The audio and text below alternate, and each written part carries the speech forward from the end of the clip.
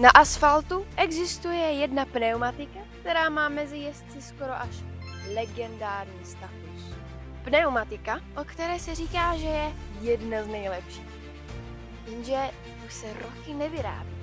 Takže mě zajímalo, existuje dneska nějaká pneumatika, která se jim dokáže vyrovnat.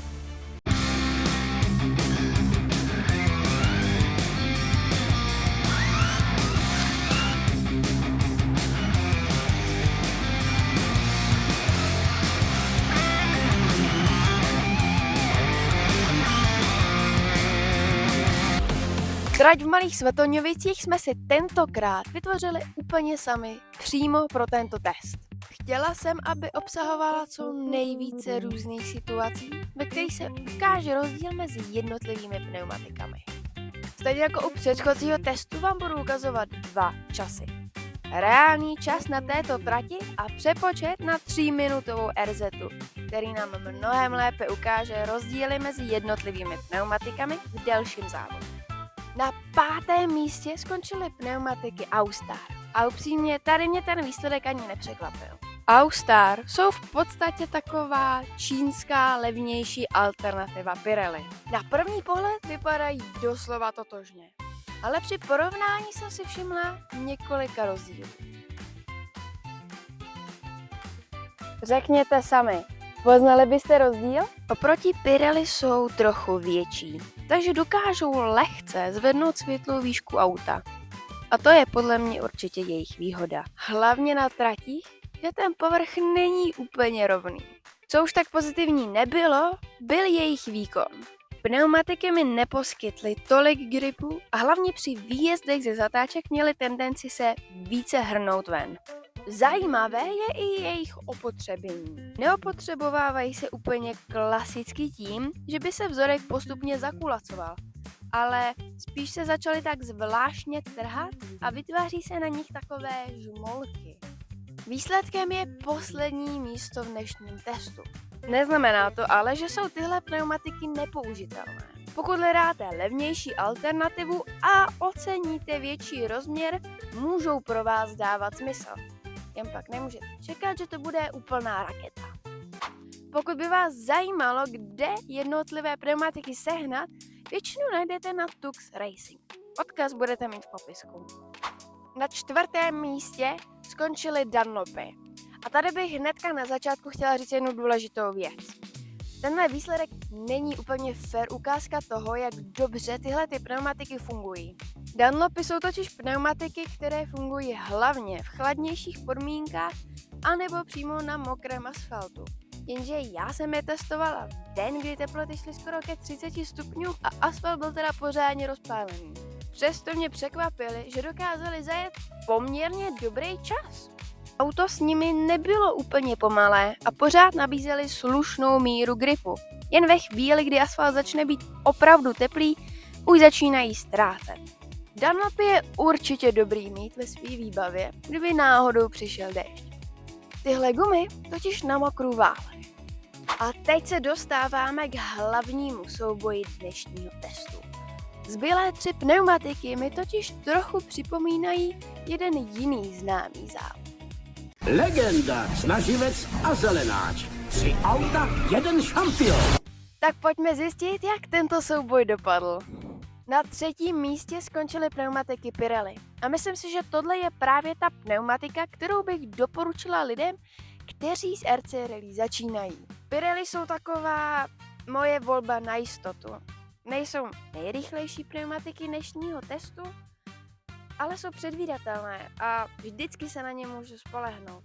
Při jízdě mi dávali dostatek gripu, auto bylo dobře ovladatelné a hlavně jsem přesně věděla, co od nich čekat. To je podle mě jejich největší výhoda. Nejsou to pneumatiky, které nasadíte a najednou budete o několik sekund rychlejší. Ale jsou to pneumatiky, se kterými můžete odjet závod a víte, že vás podrží. Navíc podle mých zkušeností vydrží opravdu hodně. 3 až 4 závody naplno pro ně nejsou žádný problém. Pirelli jsou tak podle mě jedny z nejrozumnějších pneumatik, které můžete koupit. Teď přichází legenda. ARP blok. U ARPček schválně neuvádím cenu. jelikož už se bohužel nevyrábí a nové v podstatě nekoupíte. Pokud doma máte zásobu ARP bloků, tak máte doma docela cenný poklad. A pokud je doma máte a třeba už je nepoužíváte nebo jezdit nechcete, tak napište mi, já je od vás fakt ráda koupím. Do testu jsem nasadila pneumatiky, které už měly něco za sebou. Nebyly nové a rozhodně nebyly v ideálním stavu. Takže jsem byla fakt hodně zvědavá, jak si povedou oproti novějším pneumatikám. A výsledek mě vlastně překvapil. I přesto, že na této gumě už vlastně ani nemám vzorek, tak dokázali zajet pouze 1,4 sekundy za vítězem. U ARP bloku není kouzlo ve vzorku. To hlavní se skrývá ve směsi pneumatiky, která jim dává jejich typický grip a vlastnosti. Takže jsou ARP bloky stále nejlepší šotolinové pneumatiky? Za mě ano. Kdybychom porovnávali nové nebo aspoň ne tolik ojeté pneumatiky, určitě by vyhrály. Jenže problém je ten, že už neseženete nové pneumatiky. A o to více je zajímavé, že ty dnešní moderní, myslím, jetka, se jim už dokážou docela přiblížit. A vítězem tohoto testu se stávají Jetco. Jako jediné se dostali s časem pod 42 sekund a předvedli nejlepší výkon. Upřímně jsem od nich měla velká očekávání, ještě aby ne za tu cenu. Už před testem jsem je považovala za jednoho z největších konkurentů pro ARPčka. Největší rozdíl byl v množství gripů. Auto se dokázalo mnohem lépe opřít do zatáček a hlavně při výjezdech bylo znát, kolik trakce tyhle pneumatiky mají. Má to ale i druhou stranu.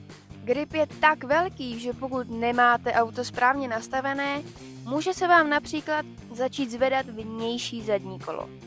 V takovém případě bych to řešila hlavně nastavením podvozku. Auto trochu stvrčit nebo snížit. Velkou výhodou je i jejich velikost. Stejně jako Austar jsou trochu vyšší, takže dokážou lehce zvednout světlou výšku. A proto mě tyhle testy baví. Nestačí jenom říct, která pneumatika je nejrychlejší. Důležité je, proč a jak která pneumatika funguje a pro koho se hodí. Takže jak vlastně dnešní test dopadl? Za mě největší překvapení je určitě to, že ARPčka i přes svoje opotřebení stále dokázali držet krok i s těma dnešníma novejma pneumatikama. No ale zároveň Jetco ukázali, že i nová generace pneumatik se už té legendární dokáže vyrovnat. Samozřejmě musíme brát v potaz to, že dnešní test byl ovlivněný tratí, podmínkami, autem i jízdním stylem.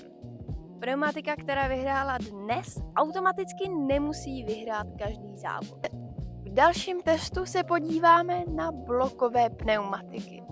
Porovnáme Tamiya, Cobra bloky a další. A zjistíme, které nejlépe fungují na několika površích.